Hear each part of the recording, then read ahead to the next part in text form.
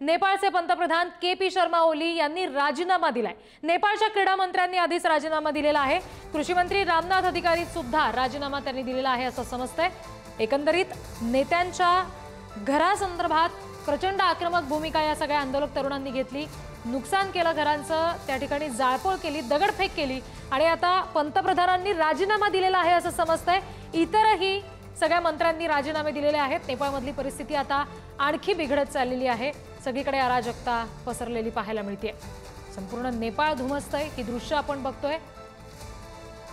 पंतप्रधान के.पी. शर्मा ओली यांनी आपल्या पदाचा राजीनामा दिलेला आहे, कारण एकंदरीत सगळ्याच मंत्र्यांच्या घरावर या तरुणांनी आक्रमण केलेलं होतं। कारण दगडफेक केली गेली, जाळपोळ केली गेली मोठ्या प्रमाणात आणि त्यामुळे आता पंतप्रधान के.पी. शर्मा ओली यांनी आपल्या पदाचा राजीनामा दिलाय। इतरही नेत्यांनी आपल्या पदाचा राजीनामा दिलेला आहे। नेपाळच्या क्रीडा मंत्र्यांनी सुद्धा राजीनामा दिलेला आहे। के.पी. शर्मा ओली यांना लष्करी विमानानं अज्ञात स्थळी नेलं गेलेलं आहे असं सुद्धा आता समजतंय। कृषी मंत्री रामनाथ अधिकारींनी सुद्धा राजीनामा दिलेला आहे। या क्षणाची एक महत्त्वाची अपडेट आपण नेपाळच्या सगळ्या अराजकतेसंदर्भातली बघतोय। ही दृश्य आपण बघू शकतोय, पुरेशी बोलकी दृश्य आहेत। नेपाळ धुमसतंय, कारण ठिकठिकाणी हे जे जेन झी सगळे आपण म्हणतोय तरुण सगळे रस्त्यावर उतरलेले आहेत आणि ही थेट दृश्य आपण तिथली पाहतोय। अनेक ठिकाणी जाळपोळ करण्यात आलेली आहे मोठ्या प्रमाणात आणि त्यामुळेच हे धुराचे काळे लोळ सगळे आभाळात जाताना आपण बघतोय।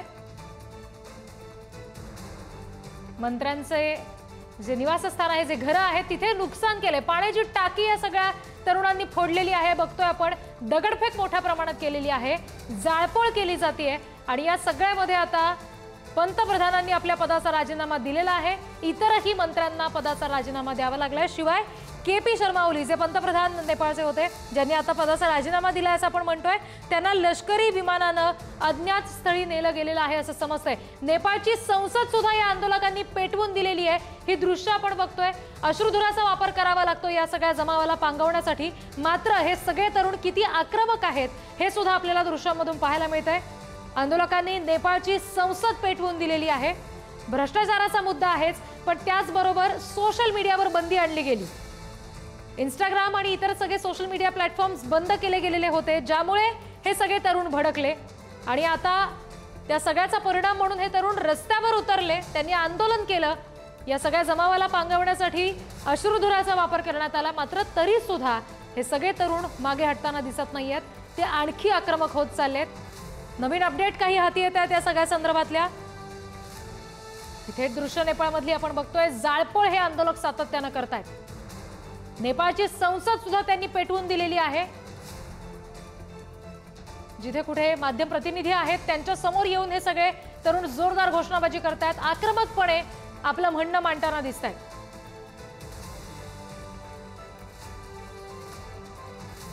प्रचंड अराजक सध्या नेपाळमध्ये पाहायला मिळतंय। भारताचं शेजारी राष्ट्र, आधी श्रीलंका, मग बांगलादेश आणि आता नेपाळमधली ही परिस्थिती आपण बघतोय। जाळपोळ, दगडफेक, हिंसाचार या सगळ्यामध्ये आतापर्यंत जवळपास 21 जणांचा मृत्यू झालाय असंही समजतंय। नेपाळचे पंतप्रधान के.पी. शर्मा ओली यांच्या घरावर गोळीबार करण्यात आला। इतरही मंत्र्यांचं घर टार्गेट करण्यात आलं, दगडफेक झाली, घराला अक्षरशः आग लावली आंदोलकांनी आणि आता आपल्या पदांचा राजीनामा या सगळ्यांना द्यावा लागलेला आहे आणि अजूनही नेपाळ धुमसतंय। ही दृश्य आपण पुन्हा एकदा पाहतोय।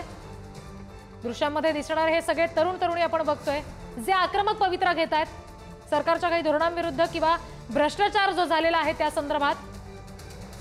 मुख्य म्हणजे जी सोशल मीडियावर बंदी घातली गेलेली होती त्याच्यानंतर खरं तर हा सगळा संताप या तरुणांनी व्यक्त केलाय। सलग दुसरा दिवस आहे नेपाळमध्ये आंदोलनाचा भडका आणखी वाढलाय।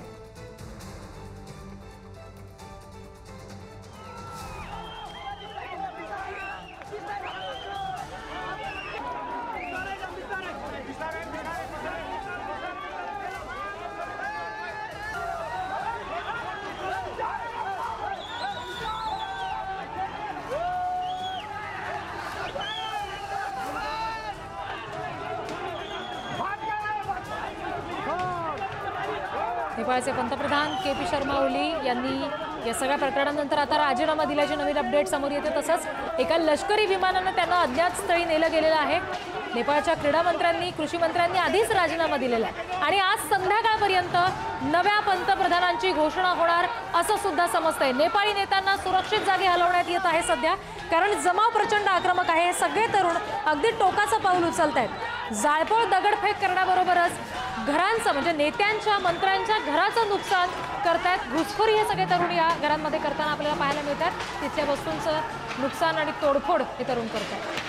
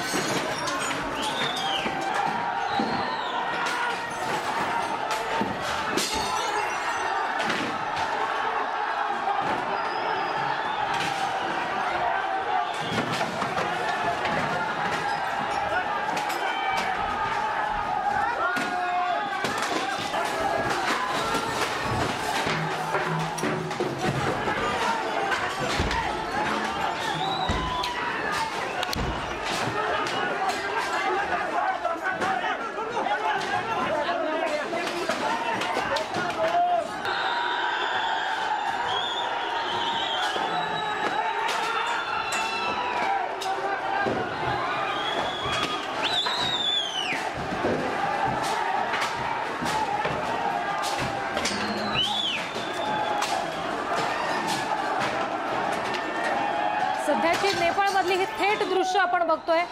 हे सगळे रस्त्यावर उतरलेले नेपाळचे तरुण आहेत, तरुणी आहेत, ज्यांना सरकार आणि त्यांची धोरणं किंवा होणारा भ्रष्टाचार या सगळ्याला विरोध करायचा आहे। सोशल मीडियावर बंदी घातली गेली आणि त्यानंतर आता हे तरुण आणखी आक्रमक होऊन रस्त्यावर उतरले। हेल्मेट घालून हे सगळे तरुण इथं आलेले आहेत, आपण बघतोय। आणि जी मंत्र्यांची घरं आहेत ती विशेषतः टार्गेट केली जात आहेत। मंत्र्यांच्या घरांमधली कागद आहेत, काही फाईल्स आहेत, ज्या सरळ सरळ फेकून दिलेल्या आहेत या सगळ्या आंदोलकांनी। शिवाय नुकसान, तोडफोड आणि जाळपोळ केले जाते।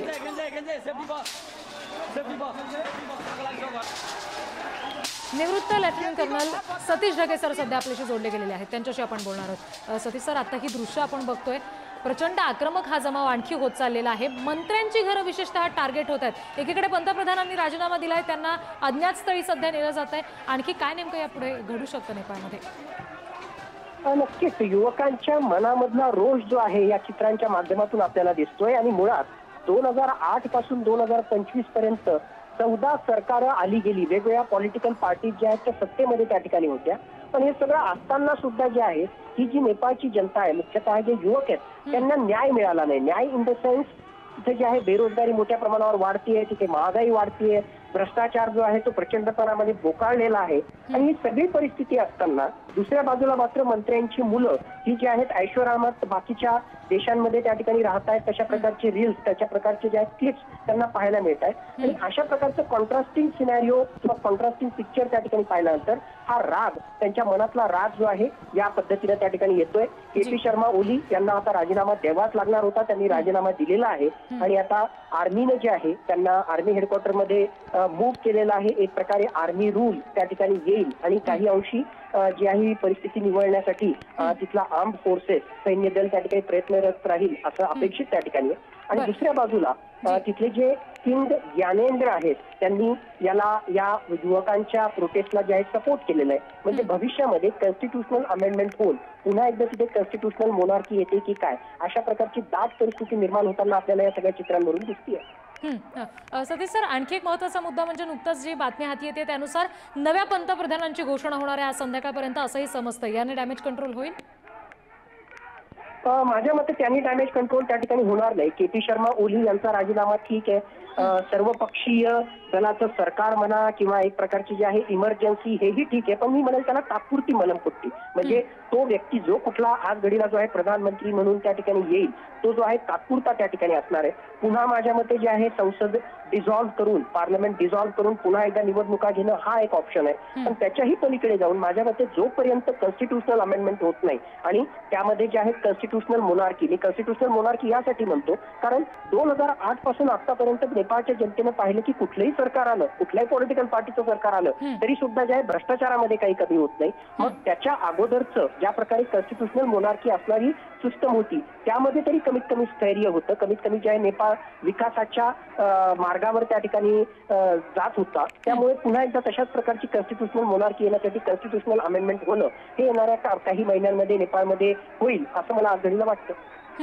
सतीश सर, आत्ताची ही जी परिस्थिती सगळी आपण बघतोय, जे तरुण आक्रमक झालेले आहेत, जाळपोळ करतायत, दगडफेक करतायत, घरांचं नुकसान करतायत मंत्र्यांच्या, ही सगळी परिस्थिती मुळात कंट्रोलमध्ये येणं सध्याच्या क्षणाला फार आवश्यक आहे. त्यासाठीचे कुठले पर्याय अवलंबले जाऊ शकतात तिथे?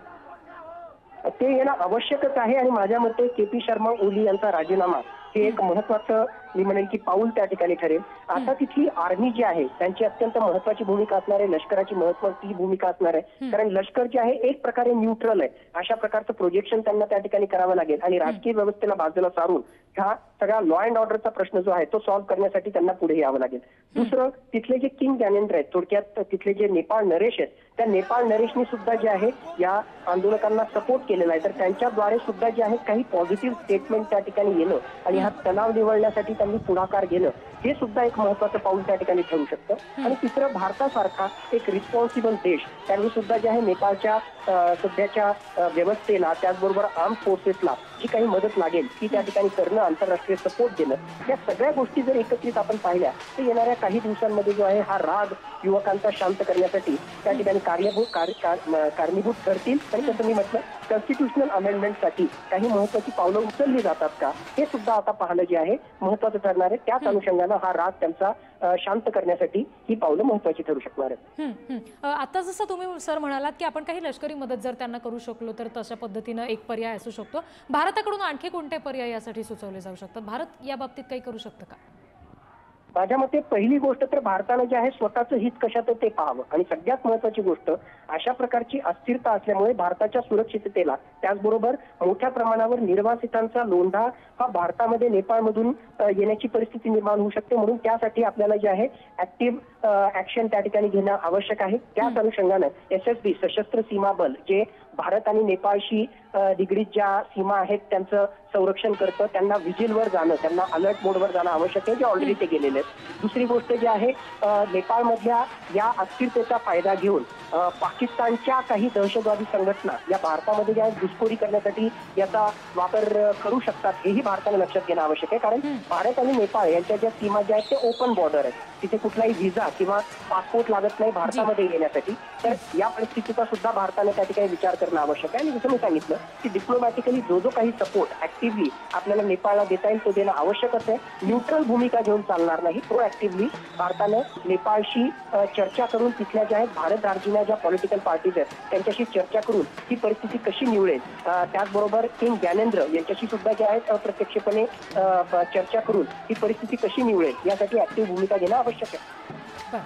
जी सतीश ढगे सर, धन्यवाद. तुम्ही सविस्तरपणे पुढारी न्यूजशी बोललात यासाठी. एकंदरीत आता पुन्हा एकदा नेपाळमधली ही दृश्य आपण बघतोय. नेपाळची संसद या सगळ्या भडकलेल्या तरुणांनी पेटवून दिलेली आहे. आंदोलक तरुण आहेत हे सगळे. सोशल मीडिया ॲप्सवरच्या बंदीनंतर ही नेपाळची तरुणाई आक्रमक झाली. आंदोलकांनी मंत्र्यांची घरं टार्गेट केली, पंतप्रधानांच्या घरावर गोळीबार केला, त्यानंतर त्या ठिकाणी दगडफेक करण्यात आली. जोरदार घोषणा हे सगळे आंदोलक देताना आपण बघतोय. आणि आता संपूर्ण नेपाळ एकंदरीत धुमसत आहे. सातत्यानं दगडफेक, जाळपोळ नेपाळमध्ये सुरूच आहे. देशातल्या मंत्र्यांची घरं टार्गेट केली गेली, त्या ठिकाणी नुकसान करण्यात आलं, पाण्याची टाकी फोडली गेली, घरातली कागदपत्र फाईल्स बाहेर फेकून दिल्या गेल्या, त्याचबरोबर जाळपोळ करण्यात आली। आणि हा जो जमाव आहे जो भडकत चाललाय, आणखी तीव्र होत चाललेलं आहे त्यांचं आंदोलन, अशा क्षणाला मात्र अश्रुधुराच्या नकांड्यांचा वापर इथं केला जातोय, कारण जमाव पांगवणं आत्ताच्या क्षणाला आवश्यक आहे, त्यासाठीचे प्रयत्न सुरू आहेत। मात्र तरी सुद्धा हे आंदोलक तरुण काही मागे हटताना दिसत नाहीयेत, उलट हे आंदोलन आता आणखी हिंसक होत चाललंय।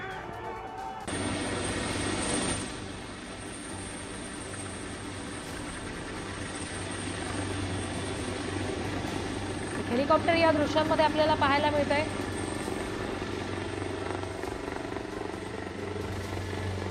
काही नेत्यांना देश सोडून जावं लागतंय, सुरक्षित जागी काही नेत्यांना नेलं जात आहे। आपण काही वेळापूर्वी ही अपडेट पाहिलेली आहे आणि त्याची ही दृश्य आहेत। हेलिकॉप्टर जे सध्या आपण बघतोय, याच अशाच हेलिकॉप्टरचा आधार घेऊन या नेत्यांना सुरक्षित जागी नेलं जात आहे। पंतप्रधानांनी राजीनामा तर दिलेला आहे, इतरही मंत्र्यांनी राजीनामा दिलाय, पण या सगळ्यांची घरं जशी टार्गेट होत आहेत तसंच त्यांचा सुद्धा जीव वाचवणे या क्षणाला महत्त्वाचं असेल। आणि ही दृश्य आपण बघतो, या तरुणांच्या हातात पैसे आहेत, या सगळ्या जी मंत्र्यांची घरं आहेत त्याच्यावर पैसे उधळले गेलेले आहेत या तरुणांकडून।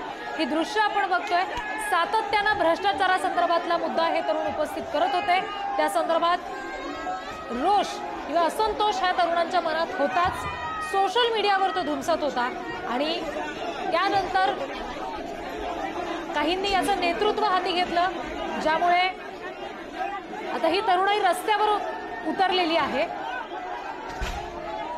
आणि ही तिथली दृश्य आपण बघतोय, नेत्यांची मंत्र्यांची जी घरं आहेत तिथं पैसे उधळले गेलेले आहेत।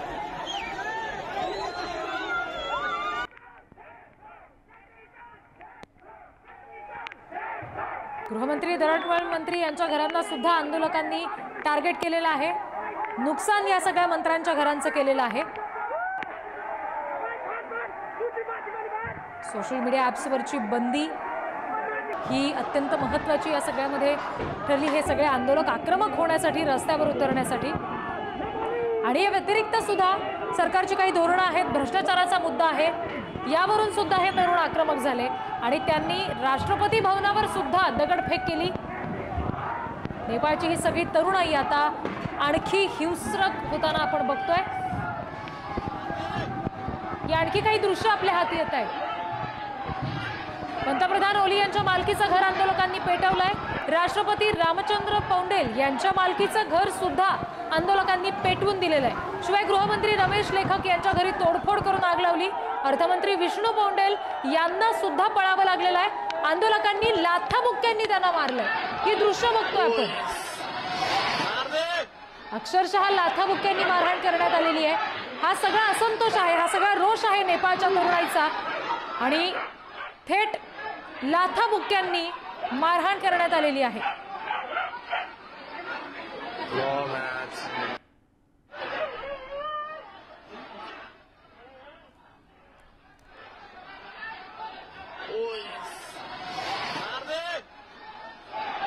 राष्ट्रपतींच्या मालकीचं घर, त्याचबरोबर पंतप्रधानांच्या मालकीचं घर पेटवून दिलं गेलं। गृहमंत्री आहेत, अर्थमंत्री आहेत, ज्यांना पळावं लागलं कारण त्यांची घरं सगळी नुकसान त्यांनी केलेलं आहे, घरांवर दगडफेक केलेली आहे, तोडफोड केलेली आहे। अर्थमंत्री विष्णू पौंडेल यांना तिथून पळून जावं लागलं, मात्र ते पळून जात असताना आंदोलकांनी अक्षरशः लाथाबुक्क्यांनी मारहाण केली आहे त्यांना।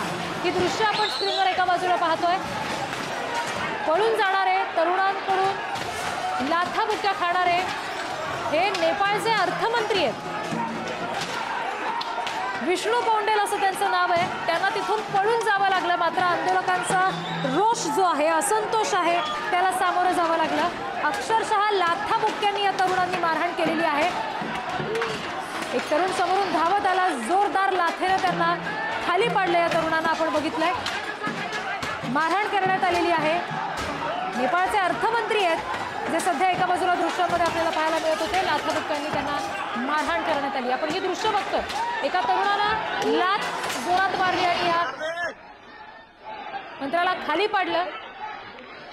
तरुणांचा लाथाबुक्क्यांनी मार खाणारा हा इसम दुसरा तिसरा कोणी नसून नेपाळचे अर्थमंत्री आहेत ज्यांना या असंतोषाला सामोरं जावं लागलंय। नेपाळची संसद एकीकडे या सगळ्या हिंसक झालेल्या आंदोलकांनी पेटवून दिली। बंडखोर तरुणाईचा चेहरा म्हणून आता नेपाळमधून एक नाव समोर येत आहे, बघूया आपण या संदर्भातले तपशील। सुदन गुरुंग असं त्याचं नाव आहे। 36 वर्षीय या तरुणाच्या आवाहनानंतर नेपाळची तरुणाई रस्त्यावर उतरली। सुदन गुरुंग असं त्याचं नाव आहे। हामी नेपाल नावाच्या स्वयंसेवी संस्थेचे संस्थापक म्हणून सुदन गुरुंग काम करतात। सुदन गुरुंग यांनी नेपाळमधील कुप्रशासनाविरुद्ध आवाज उठवला।